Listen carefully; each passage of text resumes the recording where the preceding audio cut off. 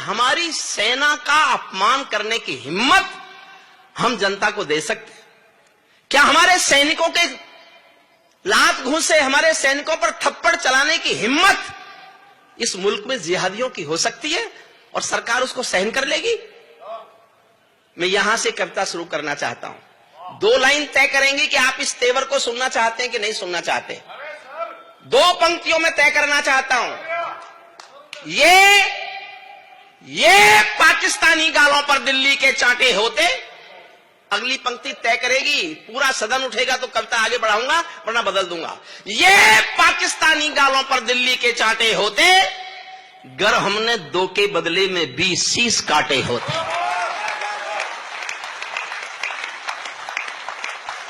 बहुत अच्छे भाई। हमारे सैनिकों का सर काटा गया और हम बातचीत करते रहे। मैंने प्रवीण से पूछा, मेरा छोटा भाई है लेकिन मेधा और प्रज्ञा में मैंने कई बार उसको अपने से बड़ा पाया है। मैंने प्रवीण से पूछा, प्रवीण हमारे सैनिकों का सर काट के पाकिस्तान ने क्या किया होगा? बड़ा जवाब दिया आपके इस बेटे ने। तालियां प्रवीण शुक्ल के नाम पर उठाना। प्रवीण ने कहा, भाई साहब उसकी फौज कायर है। दुनिया में पहला उदाहरण है, बांग्लादेश के बनने के समय 93 में 1000 फौजियों ने हथियार डाल दिए थे। इससे बड़ी कायर फौज दुनिया में कोई हो सकती है? उसकी फौज आज भी कायर है। वो शायद अपनी कायर फौज को दिखाना चाहता होगा कि बहादुर हिंदुस्तानी फौजी बेटे का सर होता कैसा है, जो कट तो सकता है, कभी झुक नहीं सकता।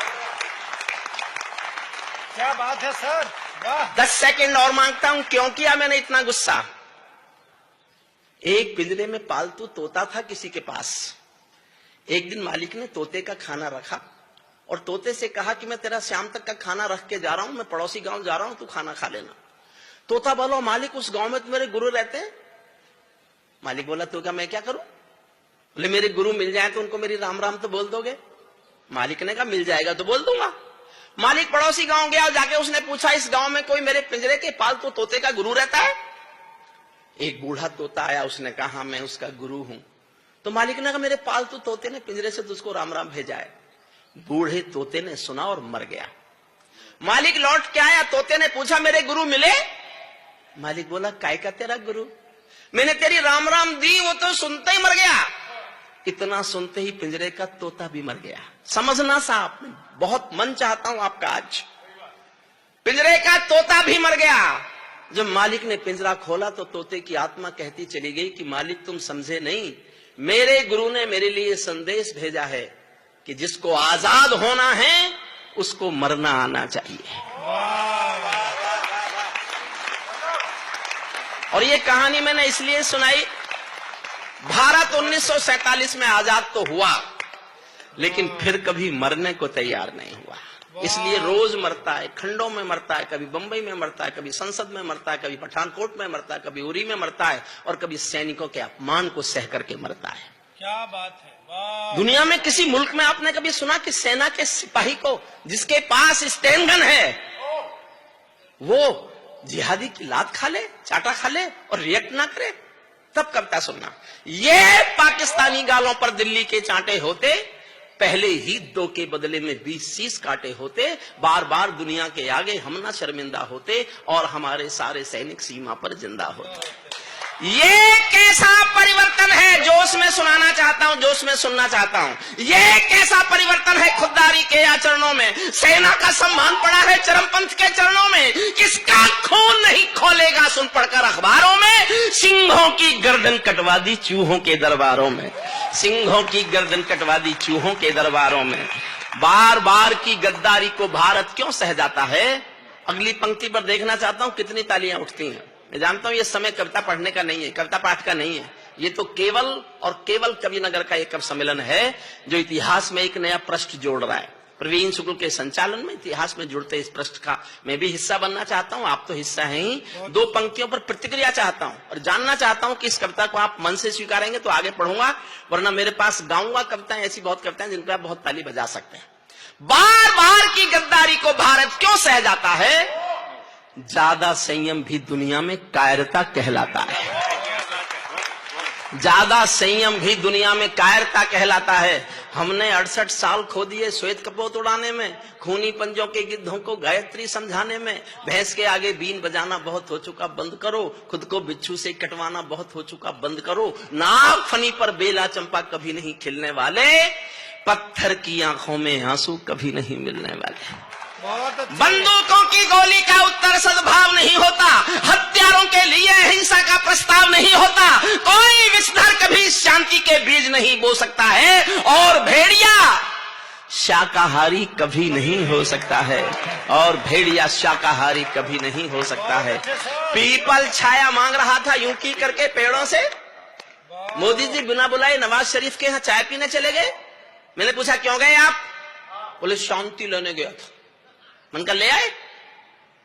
125 करोड़ का नेता बिना बुलाए दूसरे उसके घर, जो विश्वसनीय ही नहीं है, जो विश्वासघात करता है, उसके घर चाय पीने जाए तो कभी क्या लिखेगा सुना। अपने लोगों से जिनके आशीर्वाद से मैं कभी बनाऊं, कुंवर बेचैन जैसा बड़ा ऋषि पुरुष हमारे बीच बैठा है, उनके चरणों में रखता हूं। पीपल छाया मांग रहा है यूं की करके पेड़ों से, जैसे कोई शेर सुरक्षा मांग रहा हो भेड़ों से। जैसे कोई शेर सुरक्षा मांग रहा हो भेड़ों से, जैसे कोई मोती खोजे झीलों की गहराई में। भारत पाकिस्तान के 68 साल के रिश्ते एक पंक्ति में सुन लो। एक पंक्ति जी है भारत पाकिस्तान ने 68 साल से। जैसे कोई मोती खोजे झीलों की गहराई में, हम कस्तूरी खोज रहे हैं उल्लू की परछाई में। हम कस्तूरी खोज रहे हैं उल्लू की परछाई में। जब सिंहों की राजसभा में गीदड़ गाने लगते हैं, तो हाथी के मुंह के गन्ने चूहे खाने लगते हैं। रावलपिंडी वालों को सपने में काल दिखाओ तो। एक बिलावल साहब है उधर, उसने बयान दिया मुझे पूरा कश्मीर चाहिए, इंच इंच पूरा। हमारे नेता नाराज हो गए, पूरा मांग रहा है। मैं नाराज नहीं हुआ, मैं खुश हुआ कि भाई चलो इसको देंगे पूरा, पहले ले तो लें पूरा। देने के लिए पहले लेना पड़ेगा ना, तो हमने कहा चलो पहले ले लेते हैं, फिर देखेंगे दे कि नहीं दे। लेकिन मैंने जवाब दिया, गाजियाबाद के लोगों की तरफ से जवाब दिया कि बिलावल तुझे हमसे कश्मीर चाहिए। देखिए दाद इतनी मत दीजिए, थोड़ा कम कर लीजिए इसको। एक मिनट, ये छोटा हमारा भाई बैठा है, ये बहुत अच्छा सुन रहा है। बस भाई एक हमारी विनती मान ले, खूब ताली बजा, मुंह से आवाज मत निकाल, है ना। कोई नहीं, बाकी दूसरों को डिस्टर्ब। बहुत अच्छा सुन रहे हो आप, और आपकी आस्था ऐसा है, काजल आंखों में लगाओ। बस मुंह से, हाथ से जितनी ताली बजानी है, जमीन में छेद कर दे तू 3 फुट नीचे हाथ मार मार के, बस मुंह से मत बोल, है ना। इसीलिए तो कह रहा हूँ मजा ज्यादा। बहुत आनंद की बात कहने जा रहा हूँ सुनना साहब। उसने हमसे मांगा कश्मीर, और पूरा कश्मीर मांग लिया। मैंने खबर भेजी कि बिलावल ये हिंदुस्तान है, हिंदुस्तान में उत्तर प्रदेश भी है, उत्तर प्रदेश में गाजियाबाद भी है। यहां के लोग तो रेल में खिड़की के पास वाली अपनी सीट भी किसी को नहीं देते। पूरा कश्मीर मांग रहा है। रावलपिंडी वालों को सपने में काल दिखाओ तो, भारत माता की आंखों के डोरे लाल दिखाओ तो। और देखना चाहता हूं आपका जोश। दिल्ली वालों ठोकर मारो दुनिया के हथकंडों पर, इजराइल से जीना सीखो अपने ही भुजदंडों पर। इजराइल से जीना सीखो, इजराइल से जीना सीखो अपने ही भुजदंडों पर। भारत माता का बंटवारा है जिनकी अभिलाषा में, वे समझेंगे अर्जुन के गांडीव धर्म की भाषा में। मैं 39 साल कानून का टीचर रहा हूं, कानून पढ़ाया मैंने 39 साल यूनिवर्सिटी में, लेकिन मैं ये भाषा आज तक नहीं बोला जो आज बोल रहा हूं गाजियाबाद में। आज शाम को 6 बजे से 7 बजे तक न्यूज नेशन ने मेरी इस कविता को टेलीकास्ट किया कश्मीर के संदर्भ में। आधे चैनल, आधे स्क्रीन पर कश्मीर की वो घटना थी जिसमें वो हमारे सिपाहियों को, हमारे सैनिकों को लात मार रहे थे, और आधी तरफ मेरी कविता सुनाई जा रही थी। वो हिस्सा सुनाता हूं मैं आपको। और अगर आपने मेरा समर्थन किया, पूरे सदन ने समर्थन किया, तो मैं हिंदुस्तान के प्रधानमंत्री के सामने सीना तान के ये भाषा बोलना चाहता हूं। बहुत दुख होता है साहब, कब तक तिरंगे में लिपटी लाशें देखेंगे, कब तक सैनिकों का अपमान देखेंगे।